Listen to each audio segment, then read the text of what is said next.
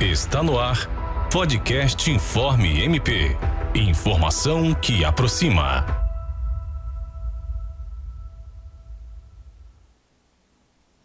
Olá, meu nome é Anderson Batista e você está no Informe MP, a informação que aproxima.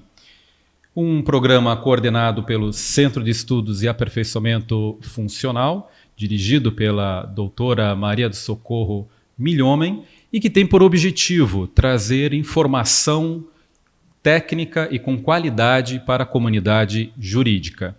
E hoje iremos debater um tema fundamental para a modernização e a humanização do sistema de justiça brasileiro, o tema de direito das famílias e o protocolo para julgamento com perspectiva de gênero.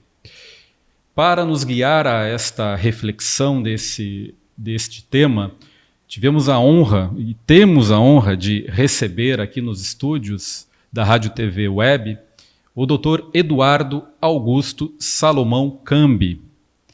O doutor é desembargador do Tribunal de Justiça do Paraná e um fato curioso que lhe segue na sua história de vida e que não há como não mencionar, também por 18 anos, membro do Ministério Público do Paraná, onde atuou na Escola Superior do Ministério Público do Paraná. Doutor desembargador Eduardo Cambi, é uma imensa honra recebê-lo aqui. Então, deixo aqui ao senhor as primeiras palavras. Olá, a alegria é minha vir ao Ministério Público do Amapá, onde eu tenho grandes amigos, doutora Socorro, doutor Nicolau, que foram meus colegas no CEDEMP, enquanto fui diretor da Escola Superior do Ministério Público do Paraná e depois presidente do CEDEMP. E confesso para você que estou muito feliz porque não só estou no Ministério Público, que foi minha casa e continua sendo, porque ocupo o lugar do Ministério Público no Tribunal de Justiça do Paraná, porque estou completando aqui 25 anos de docência e é o último estado da federação que eu não conhecia e com isso estou fechando todo o país, levando um pouco das minhas reflexões, dos meus conhecimentos e conhecendo pessoas especiais como você, Anderson, e os colegas e amigos aqui do Ministério Público. Obrigado. E, aliás, nós temos aqui, o doutor ele trouxe o livro de sua autoria, o livro é chamado Direito das Famílias, com Perspectiva de Gênero, pela editora Foco, E aqui o doutor Eduardo, ele nos traz uma abordagem, sobre a questão do julgamento com perspectiva de gênero, que é o tema que hoje iremos tratar. Acho que até é possível ver aqui a capa do livro, E este livro ele teve por origem um julgamento, um julgamento na Corte Interamericana de Direitos Humanos aqui, do caso Márcia Barbosa versus Brasil, o qual o Brasil foi condenado justamente por estas questões atinentes à falta de um olhar nesta perspectiva, no caso da mulher. E também abrangeu o tema atual, que faz parte de uma resolução do CNJ. Então, sobre isso, sobre esse protocolo da perspectiva de gênero, impulsionado justamente por essa condenação do Brasil, de Márcia Barbosa versus Brasil, desse caso, é que eu gostaria que o senhor explicasse um pouco, então, sobre como esse protocolo tem contribuído dentro do sistema de justiça brasileiro para desmistificar ou trazer um olhar mais substantivo do princípio da igualdade. Primeiro, é importante falar sobre direitos humanos no Ministério Público e no sistema de justiça. Talvez um dos mais importantes atores da promoção dos direitos humanos no Brasil e na América Latina seja o Ministério Público, porque o Ministério Público tem um compromisso com os grupos mais vulnerabilizados da sociedade.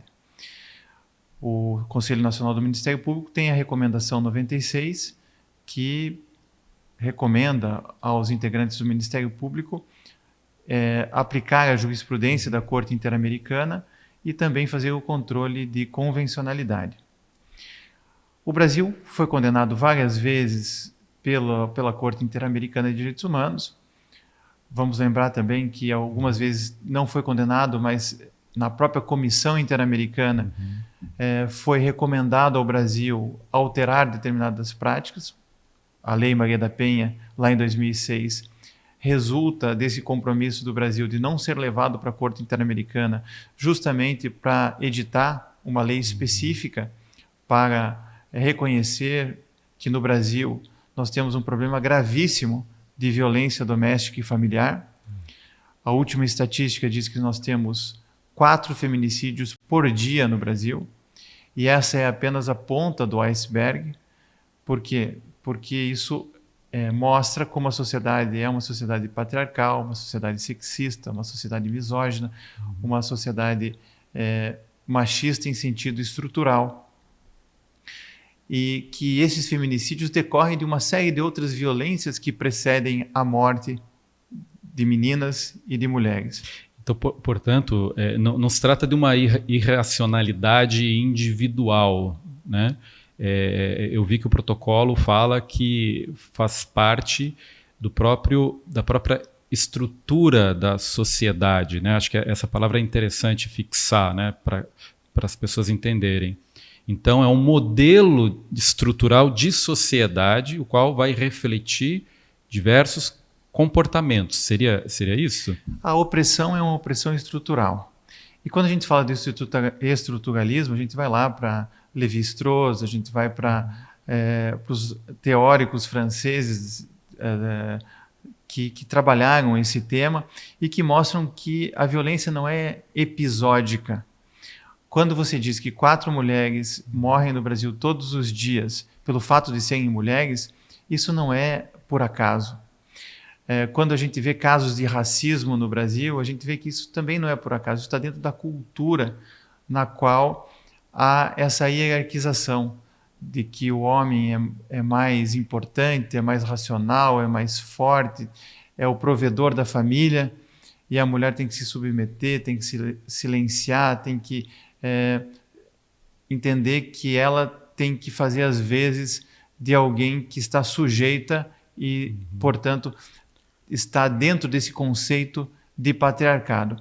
Quando você cita o caso Márcia Barbosa de Souza versus Brasil, que é um caso de uma jovem negra da Paraíba, que foi assassinada por um deputado estadual num relacionamento extraconjugal, e esse deputado sequer foi devidamente investigado, e depois que começou a ser investigado,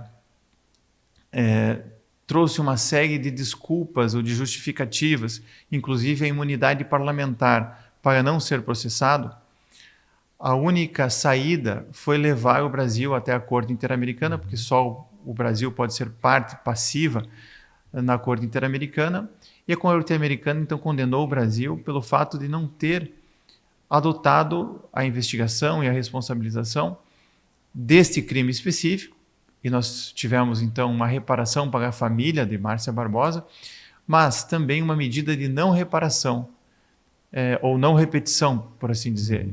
Que a não repetição significa dizer que o Estado brasileiro foi condenado a editar um protocolo para investigar e punir os casos de feminicídio. O Conselho Nacional de Justiça, à época, sob a orientação da procuradora do Estado de Goiás, Ivana Farina, que representava o Ministério Público no CNJ, coordenou esse movimento para se fazer o protocolo de julgamento com perspectiva de gênero, e o Conselho, então, editou este documento. Primeiro foi uma recomendação, a recomendação 128 de 2022, e depois se tornou uma resolução, a 492 de 2023, tornando vinculante, obrigatório para todos os integrantes do Poder Judiciário. Esse documento é dividido em 3 partes. A primeira parte tem conceitos fundamentais, o que é sexo, o que é gênero, o que é divisão sexual do trabalho. Na segunda parte, voltada ao juiz, como que o juiz deve proceder numa audiência para não revitimizar uma mulher, uma menina. A vitimização secundária, né, que pode ocorrer, né? As tutelas de urgência, as medidas protetivas, a vulnerabilidade probatória, o controle de convencionalidade, entre outras questões, a linguagem inclusiva. E na terceira parte, o CNJ se preocupa com cada um dos ramos da justiça, justiça federal, justiça estadual, justiça eleitoral, e com cada um dos ramos do direito, e tem um capítulo específico sobre o direito das famílias, que é objeto do meu estudo nesse livro. Entendi. Tem essa. Eu vi que o protocolo também segue uma metodologia, né, indicada para o magistrado de como abordar, né, essa perspectiva de gênero em 7 passos, né, desde a identificação, a sensibilização e conhecimento da situação das partes, a atuação da colheita de prova, né, e também da fase decisória, né? É um protocolo muito, muito interessante, principalmente na primeira parte, que traz os conceitos, né, do que é sexo, do que é o gênero, a identidade sexual também, né? Traz todos os conceitos. Sexual, orientação sexual, enfim. Existe uma opinião consultiva da Corte de 2017 que sistematiza isso, e esse documento, então, traz os tratados de direitos humanos para a aplicação do sistema de justiça. E vamos lembrar que tanto a recomendação do CNMP 96 quanto a recomendação 123, também de 2022 do CNJ, avançam para o controle de convencionalidade, que nada mais é do que a aplicação do artigo 5º, parágrafo 2º da Constituição Federal, que amplia o rol dos direitos fundamentais para os tratados de direitos humanos.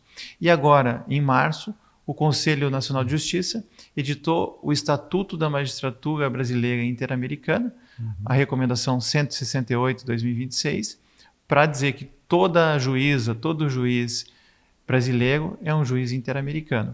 E o mesmo a gente diz do promotor de justiça, porque desde 2006, e isso é recente na Corte, no caso Almonacida Aureliano versus Chile, nós temos o caso do controle de convencionalidade, aliás, da lavra de mentes brilhantes, como o juiz Cansado Trindade, do Brasil. Então, 20 anos em termos de história do direito é nada. E esse controle deve ser feito, inclusive pelo Ministério Público, não é um controle apenas judicial. Sim. O que significa dizer que o Ministério Público, quando analisa um arquivamento, por exemplo, do inquérito civil, ele pode e deve aplicar os tratados de direitos humanos. Quando ele se manifesta no tribunal do júri, quando ele faz um pedido ao juiz, ele deve se valer da jurisprudência da Corte Interamericana.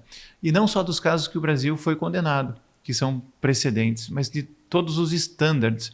É aquilo que o Estatuto chama de corpus iuris, que significa dizer que mesmo as recomendações da Corte Interamericana ou da Comissão Interamericana, os parâmetros, existem, por exemplo, documentos sobre liberdade de expressão, sobre tortura, sobre violência obstétrica, enfim.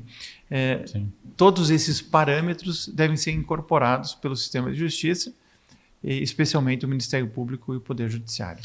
Até para falar sobre essas posições de Ministério Público, do Judiciário, né, vem à tona um tema relacionado à neutralidade do direito, né? E junto com esse novo pensamento que desmistifica, né, ou de certa forma vem a contribuir para alterar essa estrutura, né, que o senhor está se referindo, patriarcal, numa visão mais antiga, né, liberal, né, em que na neutralidade do direito, princípio da igualdade formal, tratar todo mundo igual, o desigual também de forma desigual, mas quando a gente traz isso para a aplicação do direito pelo juiz ou, né, pelo Ministério Público, surge essa questão de como se dialoga com o tema da imparcialidade do juiz, né? Então, em que medida esse conceito de imparcialidade, né, hoje do sistema de justiça ou da magistratura encara diante dessa necessidade de trazer aí uma igualdade mais substancial para os vulneráveis, para os grupos?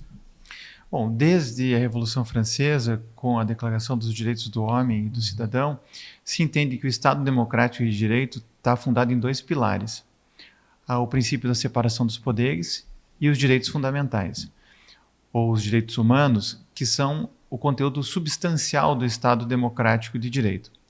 O artigo 29 da Convenção Interamericana de Direitos Humanos diz que cabe ao intérprete dar a interpretação da norma interna ou da norma internacional mais favorável à pessoa humana. Inicialmente se falava em princípio pro homine, e depois avançou para princípio pro persona, porque homem não é, o estigma. Não é substrato de humanidade, né? Porque se for no dicionário vai ver que homem e humanidade estão muito próximos, mas isso precisa ser corrigido.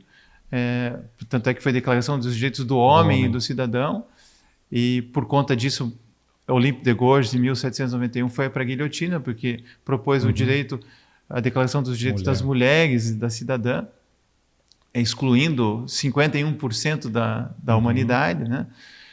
Mas o importante é dizer que nós precisamos aplicar no direitos humanos o princípio pro persona.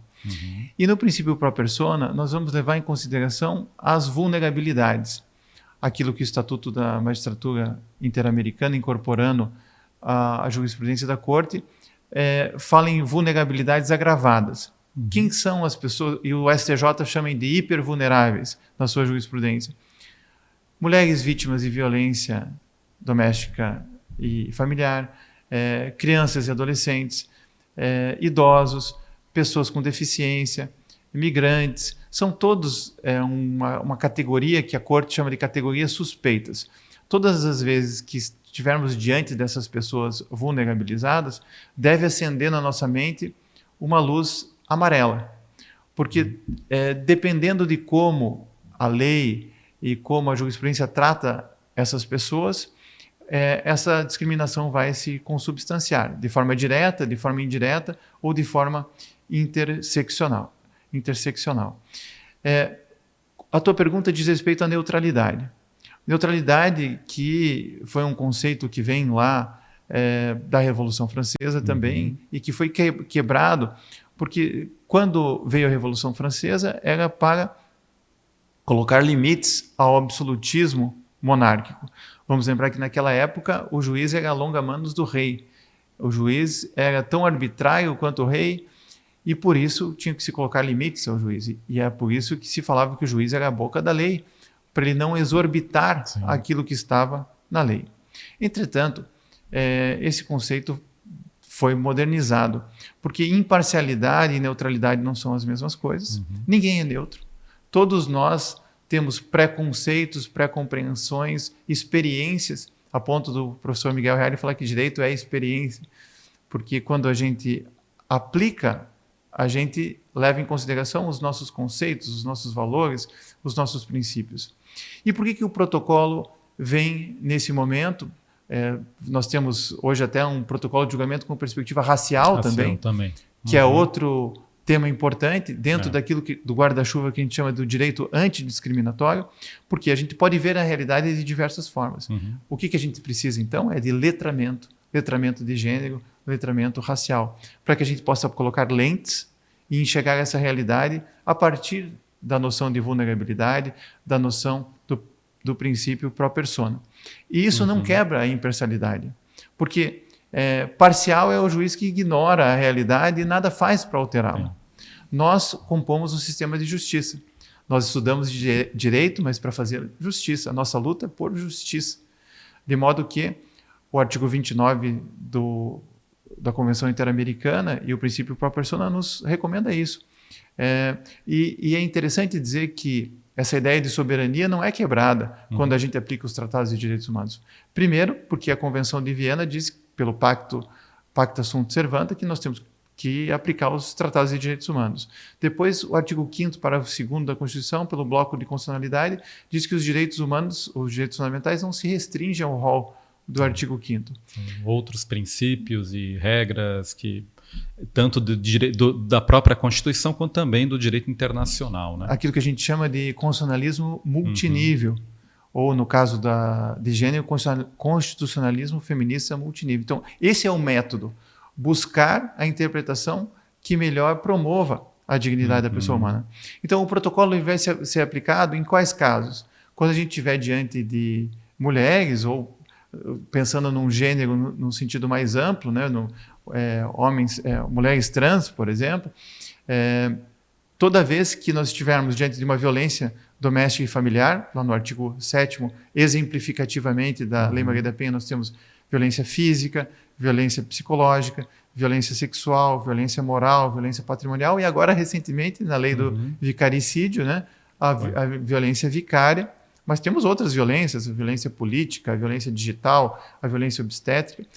Diante de casos de violência, diante de casos de discriminação, direta, indireta e interseccional, diante de estereótipos de gênero, que é uma forma de você subjugar a mulher numa posição de inferioridade pelo fato dela ser mulher, e com isso a gente tem critérios, então, filtros para aplicar o protocolo. Não é porque tem uma mulher que nós vamos aplicar o protocolo.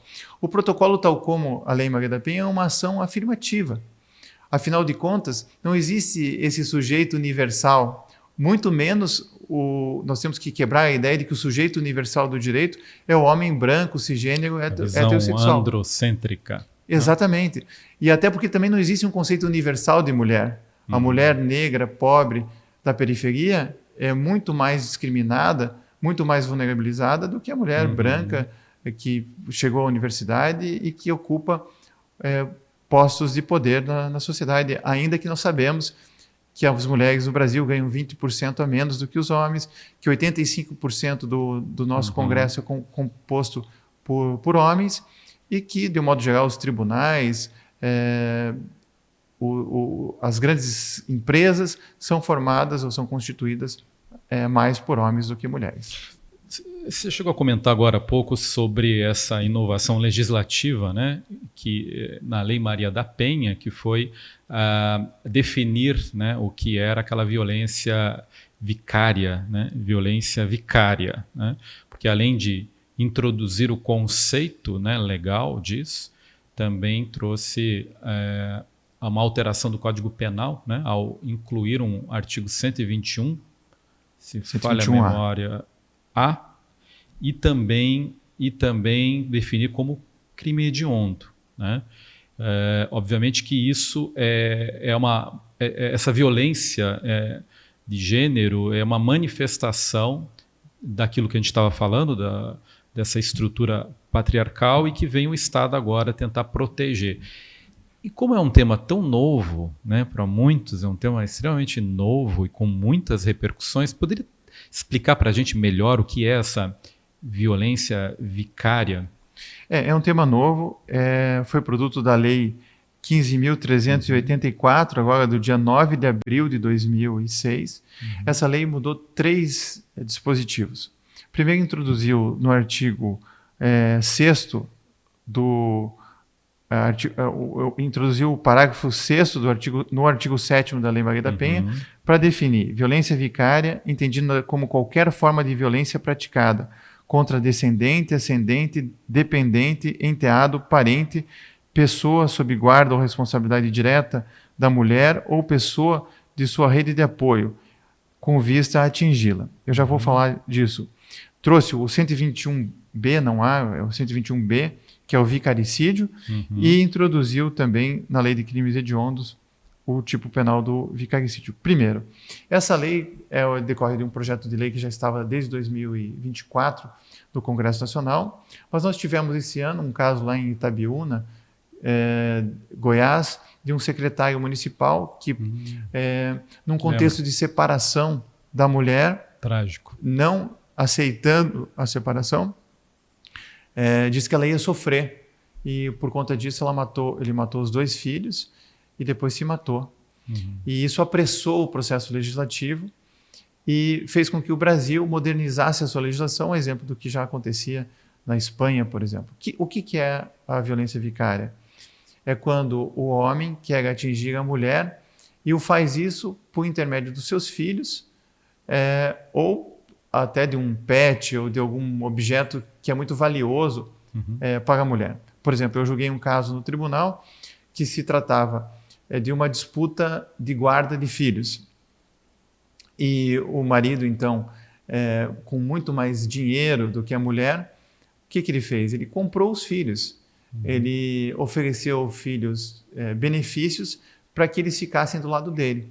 E isso ficou evidente na instrução probatória, de modo que, não obstante, nós temos que sempre considerar a oitiva da criança ou do adolescente, nós também podemos caracterizar a violência vicária e buscar meios para sancioná-la. Por exemplo, os alimentos compensatórios ou o regime de convivência familiar, compensá-la de alguma forma. O vicaricídio, então, vem nessa perspectiva. É um crime de 20 a 40 anos, a exemplo do feminicídio. E isso, então, moderniza a nossa legislação e traz mais um exemplo de violência doméstica e familiar ao artigo 7º da Lei Maria da Penha. Bom, então para a gente tem que falar agora sobre essas questões, né, mais específicas do direito de família, como o senhor mencionou agora, sobre os alimentos, né, compensatórios, que é um tema extremamente interessante de se tratar, guarda e convivência familiar, mas a gente vai tratar isso no segundo bloco do nosso podcast. Podcast Informe MP. Informação que aproxima. RTV MP, a Rádio e TV Web do Ministério Público do Amapá. Programação ao vivo toda segunda, quarta e sexta, às 10h30 da manhã. Podcasts com os principais debates da sociedade e as atualizações do mundo jurídico. Nosso jornal traz os acontecimentos de interesse público da atividade ministerial. Acompanhe nossa programação online em nosso site ou YouTube pelo @canal MPAP. RTV MP, a Rádio e TV Web do Ministério Público do Amapá. No Amapá, a vida começa cedo, com trabalho, com sonhos e às vezes com obstáculos. Quando o atendimento falha, a escola para ou a natureza pede socorro, é a vida de todos que fica em suspenso. É nesse momento que começa a atuação estratégica do Ministério Público, muitas vezes silenciosa, mas sempre firme. O MP investiga, ouve, constrói caminhos, firma compromissos, exige providências. Não executa, mas acompanha cada passo, fiscaliza e atua. E então, o que parecia distante, acontece. A Escola Cândido Portinari voltou. O Hospital de Porto Grande é realidade. Crime ambiental agora tem radar. O direito é cobrado e tem que ser garantido. Esse é o papel do Ministério Público. Transformar a realidade com ações concretas. Ministério Público do Amapá. Nosso compromisso, seu resultado.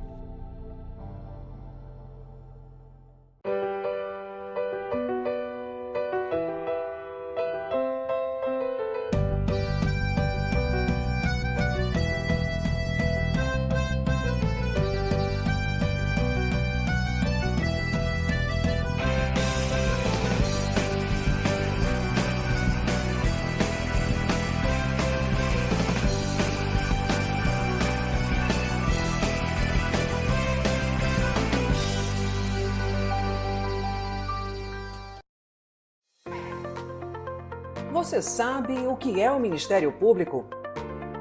O Ministério Público é uma instituição que tem como missão defender e fiscalizar a aplicação das leis, defender a ordem jurídica, o regime democrático e os interesses sociais e individuais indisponíveis.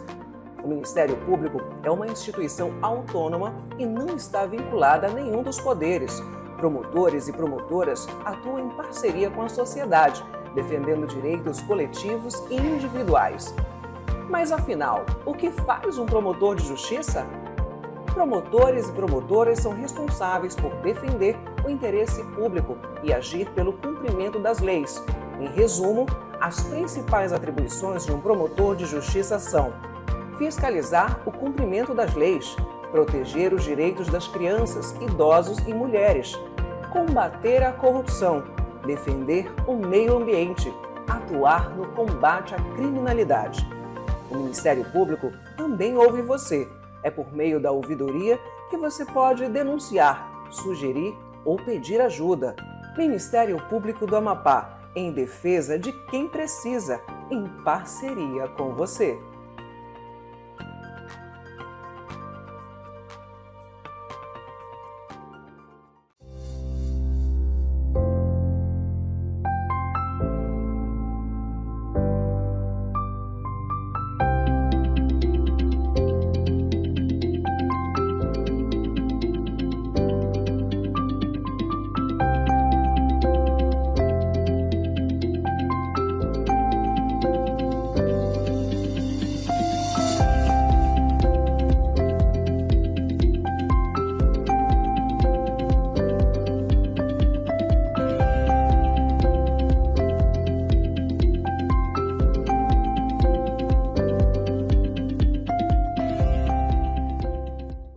Podcast Informe MP.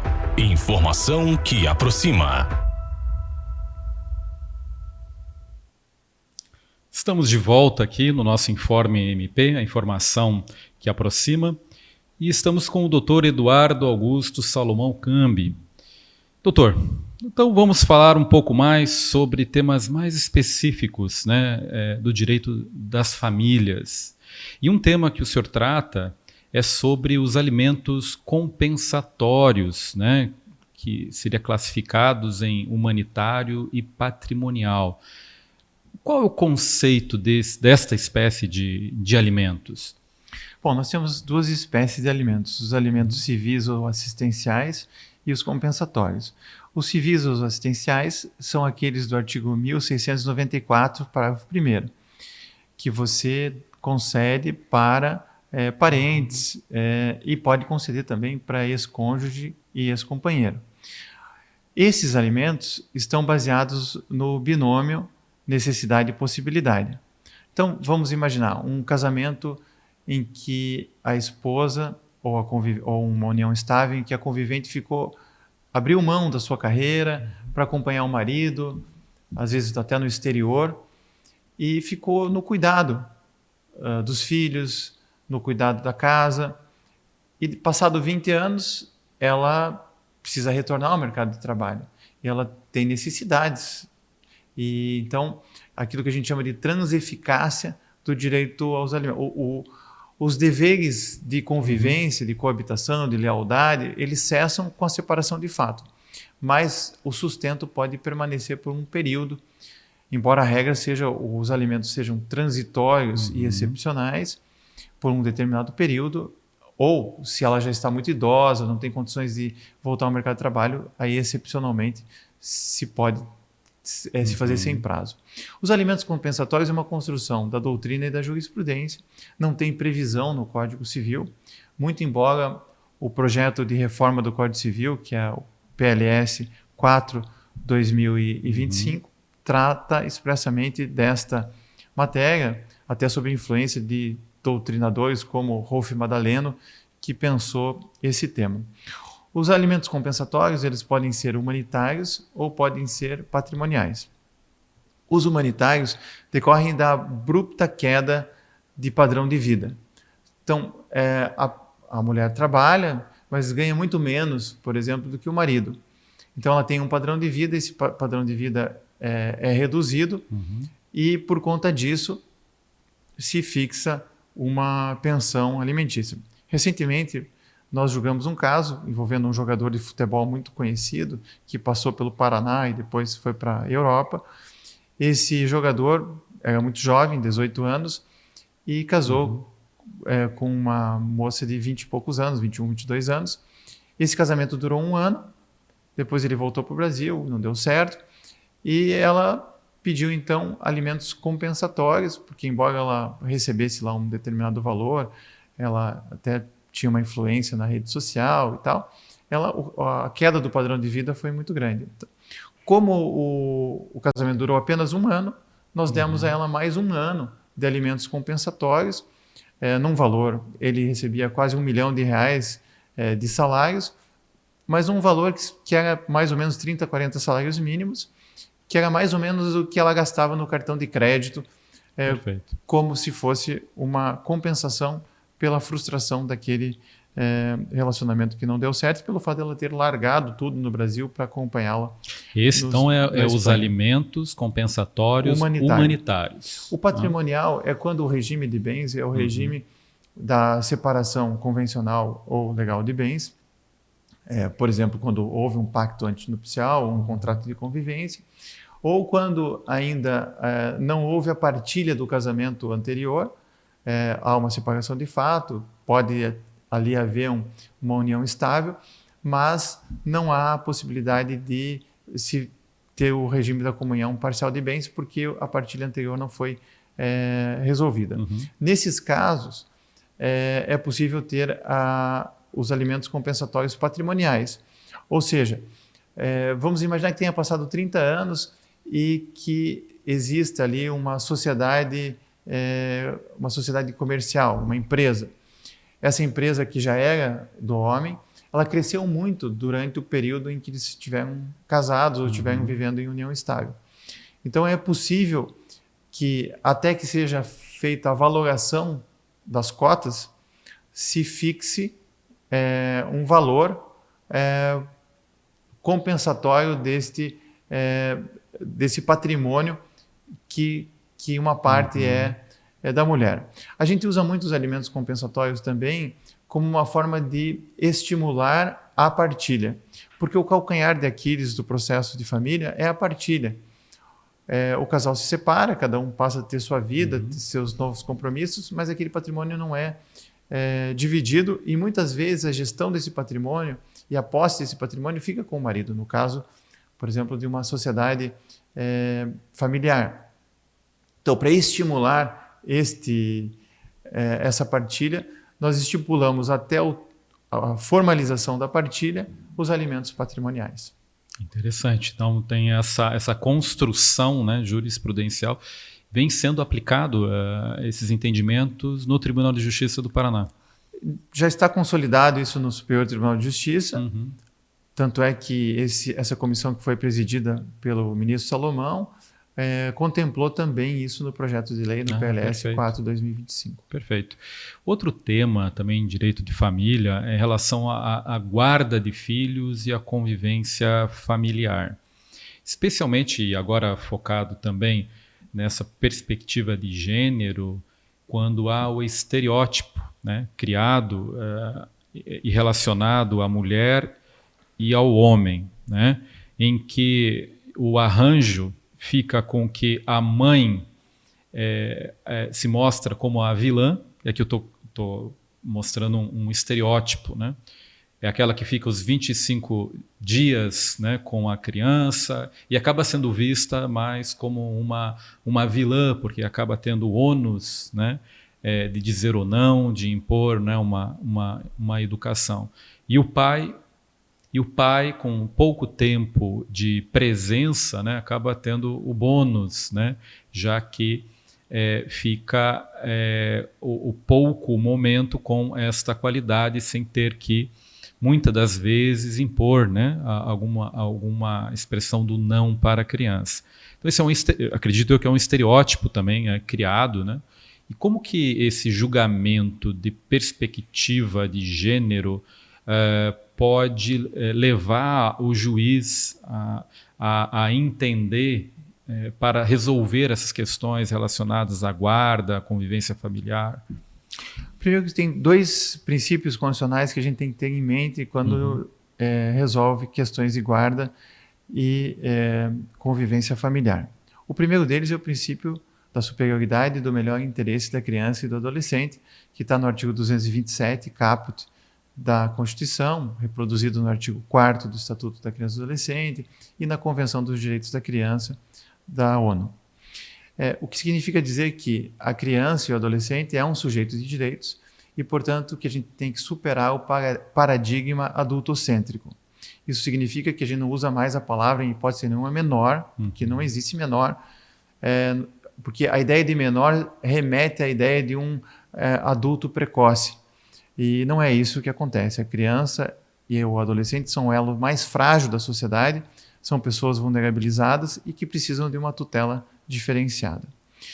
Outro princípio constitucional muito importante é o princípio da parentalidade responsável. Embora a Constituição fale em paternidade responsável, nós sabemos que a parentalidade é um serviço. Muito mais do que um poder familiar, hoje se fala em autoridade parental, e superando uma ideia de pater-famílias, a gente tem a noção de que a maternidade e a paternidade é um serviço que se presta à criança e ao adolescente. O Código usa o termo guarda, que é um termo horrível, né? Porque a gente guarda um objeto, a gente guarda uma coisa, uma pessoa a gente não guarda. Então é melhor falar em parentalidade compartilhada, em tempo compartilhado, em responsabilidade compartilhada, do que em guarda. O Código, no artigo 1584, parágrafo 2º, fala que a regra é a guarda compartilhada. E a exceção é a guarda unilateral. O que é isso? O que é guarda? A guarda é inerente ao poder familiar e ela decorre num caso de separação, num caso de divórcio, ou num caso de um casal que tem um filho esporádico, sem ter uma convivência prévia, nas responsabilidades para com o filho. E isso impõe poderes para tomar decisões. Decisões do dia a dia e decisões estruturais na vida de uma criança e do adolescente. Então, quem tem a guarda física da criança vai definir se ele vai comer batatinha frita ou vai tomar Coca-Cola. Então, não vai precisar perguntar para o outro, porque a guarda física impõe tomar decisões. A guarda e tem decisões mais estruturais, onde essa criança vai estudar, qual é a religião que ela vai ter, se ela deve ou não fazer uma cirurgia. Tanto na guarda unilateral quanto na guarda compartilhada, os pais não perdem o poder familiar e têm que tomar essas decisões. A guarda compartilhada, ela implica numa convivência maior com a criança. E por isso que ela tem que ser a regra. Só não se impõem duas situações específicas que estão expressas lá no artigo 1584, parágrafo 2º, que é em caso de violência doméstica e familiar, ou seja, quando há um risco para a criança, seja porque, pela lei Henri Borel, no caso de violência doméstica e familiar, a criança é vítima dessa violência, seja por uma interpretação da Convenção de Haia recente do Supremo Tribunal Federal, em que a mulher é vítima de violência e a criança testemunha essa violência e essa violência faz mal para a criança. Então, são casos de guarda unilateral. Excepcionalmente, quando a beligerância é muito grande, quando não é possível essa coparentalidade solidária, e quando essa família é disfuncional, nós também damos a guarda unilateral para não prejudicar o interesse da criança. A outra hipótese prevista na lei é quando um dos pais diz que não quer exercer a parentalidade, o que para mim é inconvencional e inconstitucional. Aqui a gente pode fazer o controle de convencionalidade, porque não basta eu dizer para o juiz que eu não quero ser pai. Abandono afetivo, né? Agora, a partir do ano passado, com a alteração do artigo 3 e 4 do ECA, né, do Estatuto da Criança e do Adolescente, configura ato ilícito o abandono afetivo. E mais do que isso, me parece que isso causa até um dano moral em ré ipsa, no meu modo de ver. Não precisa provar o dano psicológico. A criança que é abandonada pode, inclusive, obter danos morais. Porque o pai, como diz a ministra Fátima Nancy Andrighi, do STJ, né, amar é uma faculdade, mas o cuidado é um dever parental. E a Corte Interamericana, no ano passado, na opinião consultiva 31/2025, coloca o cuidado como um direito humano fundamental. O cuidado é indispensável à reprodução da vida, então é uma necessidade. Todos nós, em algum momento, fomos cuidados, que fomos crianças, ou seremos cuidados porque vamos ficar doentes ou vamos ficar idosos e vamos precisar do cuidado. O cuidado é um trabalho que precisa ser valorizado, e daí a importância da economia do cuidado, por exemplo, e é um direito autônomo, construído pela Corte Interamericana e que recentemente o Estatuto contempla como um dever de assistência dos pais para com os filhos. Então, veja que todo esse conjunto de fatores implica na guarda compartilhada. Mas o que é guarda compartilhada na prática? 2 finais de semana alternados por mês, isso não é guarda compartilhada. Existem estudos da psicologia feitos no Canadá, nos Estados Unidos e na Inglaterra que recomendam pelo menos 35% do tempo compartilhado. Porque senão o pai que pega 2 vezes por mês a criança fica o herói daquela criança, sai com a criança, leva para comer sanduíche, leva para uma festa, enquanto a mãe tem que fazer a parte chata, que é a educação, que é escovar os dentes, que é acompanhar a lição, que é levar no médico. Isso não é guarda compartilhada. Então, nós precisamos evoluir na aplicação desse instituto com lentes de gênero. Então, o que significa dizer que aplicar o protocolo de julgamento com perspectiva de gênero em relação ao instituto da guarda compartilhada significa repartir as obrigações, fazer uma corresponsabilidade das obrigações do cuidado. E isso exige, por exemplo, um reflexo na pensão alimentícia. Por quê? Além dos critérios tradicionais do 1694, parágrafo 1º, ou seja, necessidade, possibilidade e proporcionalidade, a gente adiciona o cuidado. Quanto mais tempo o pai exerce o cuidado físico efetivo, menos ele paga a pensão alimentícia. Então, aqui aplicando a análise econômica do direito, né, os estímulos e as recompensas, a gente pode usar o protocolo em benefício da criança, mas também em benefício do pai. Porque a ideia aqui é criar um vínculo com o pai, diminuir a beligerância e diminuir, inclusive, a judicialização. Porque a pessoa menos adequada para resolver um conflito familiar é o juiz. Porque isso mostra quanto disfuncional é a família, quanto a ausência do diálogo compromete a educação das crianças. E os que mais sofrem, e existem pesquisas sobre isso, são as crianças. Não é tanto pelo divórcio, tanto pela separação, mas pela ausência da paternidade e da maternidade após a separação. E estudos também demonstram que quando há uma coparentalidade solidária, os benefícios para todos é muito grande. O rendimento escolar, o número de depressão, de ansiedade, de problemas de saúde mental, o desenvolvimento pleno da criança, que é o que impõe a Convenção da ONU, a Constituição e o Estatuto, são muito mais facilmente obtidos do que se nós não tivéssemos uma guarda compartilhada física e efetiva. E já que caminhando para o final, o que o senhor poderia falar sobre qual a mensagem que você poderia deixar, né, para membros do Ministério Público ou da magistratura ou para advogados, no sentido de aplicação do protocolo de gênero àqueles que têm uma maior resistência, né, em relação a esse novo pensamento? Bom, primeiro eu acho que a gente tem que deixar claro que a gente mede o grau de civilização de um país pela igualdade. E veja que igualdade aqui não é tratar a mulher como se tratam os homens, porque as mulheres não são uma categoria universal e as mulheres são diferentes entre si.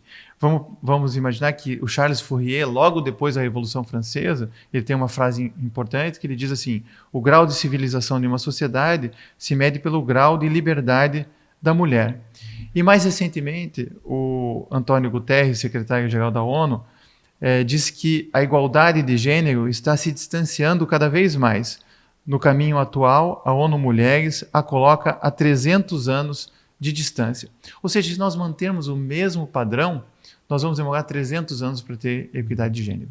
Todos nós somos filhos de uma mulher e muitos de nós somos casados ou convivemos com mulheres e temos filhas mulheres. Então, eu digo que o feminismo é um movimento de justiça social, que beneficia mais os homens do que as mulheres. Veja só, se nós olharmos para a população carcerária, 95% dos encarcerados são homens.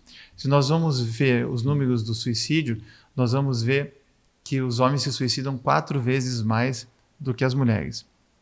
Se nós formos ver quem morre nos acidentes de trânsito, a grande maioria são os homens. Por quê? Porque essa forma de ser homem na sociedade, esse homem viril, esse homem que não trata das suas emoções, esse homem que se coloca naquele padrão do macho alfa, provedor da família, esse homem acaba cometendo as violências domésticas, acaba sendo os autores típicos do feminicídio ou acaba embarcando nesses movimentos antifeministas, como Red Pills, os incels e os outros movimentos que,